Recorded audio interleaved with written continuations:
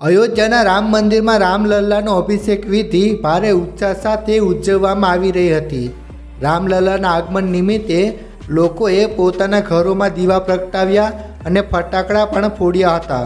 વડાપ્રધાન નરેન્દ્ર મોદીના નેતૃત્વમાં રામલલ્લાની નવી પ્રતિમાને અયોધ્યા મંદિરમાં સ્થાપિત કરવામાં આવી હતી।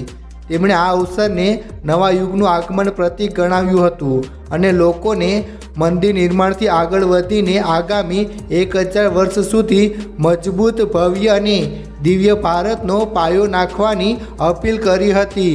પરંતુ શું મિત્રો તમે જાણો છો કે અભિષેક પછી રામલલ્લાની મૂર્તિમાં એક ચમત્કાર જોવા મળ્યો હતો?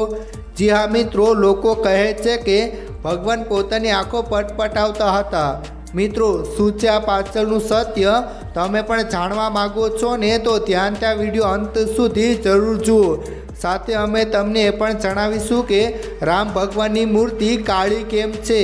મિત્રો, વિડીયોની શરૂઆત કરીએ તે પહેલાં એક લાઈક જરૂર કરજો। મિત્રો, વાસ્તવમાં સોશિયલ મીડિયા પર એક વિડીયો ક્લિપ ઝડપથી વાયરલ થઈ રહી છે, જેમાં રામલલ્લા આંખો મીચીને ચહેરા પર સ્મિત લહેરાતા જોવા મળી રહ્યા છે। વાયરલ વિડીયોને જોઈને એવું લાગે છે કે રામલલ્લાની મૂર્તિ જીવંત છે અને ભગવાન તેનું સ્મિત પ્રસરી રહ્યા છે।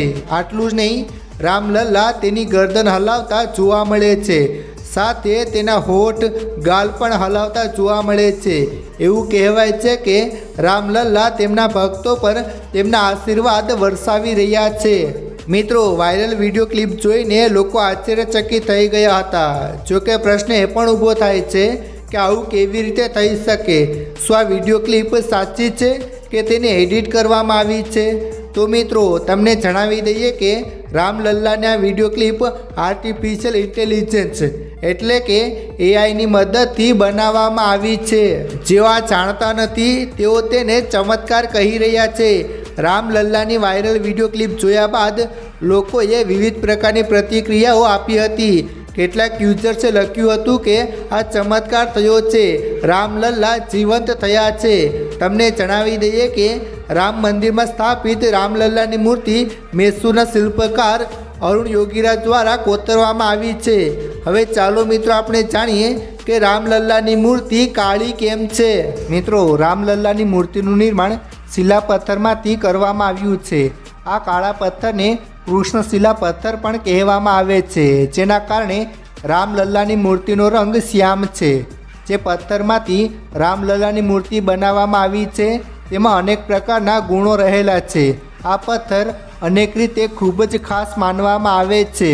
મિત્રો, રામલલ્લાની મૂર્તિના નિર્માણમાં આ પથ્થરનો ઉપયોગ કરવા પાછળનું એક કારણ એ પણ છે કે જ્યારે રામલલ્લાનો દૂધનો અભિષેક કરવામાં આવશે ત્યારે આ પથ્થરને કારણે દૂધની ગુણવત્તામાં કોઈ ફેરફાર નહીં થાય। આ દૂધનો ખાવામાં પણ ઉપયોગ કરી શકાશે, સ્વાસ્થ્યને કોઈ ખરાબ રીતે અસર નહીં થાય। આ ઉપરાંત આ પથ્થર હજારો વર્ષો સુધી આ પ્રકારનો જ રહેશે, એટલે કે તેમાં કોઈ ફેરફાર નહીં થાય। વાલ્મીકી રામાયણમાં પણ કરવામાં આવ્યું છે મૂર્તિનું વર્ણન।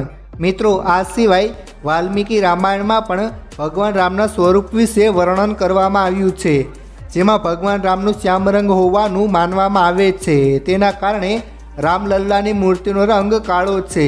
આ સાથે રામલલ્લાની પૂજા શ્યામળ સ્વરૂપમાં જ કરવામાં આવી છે।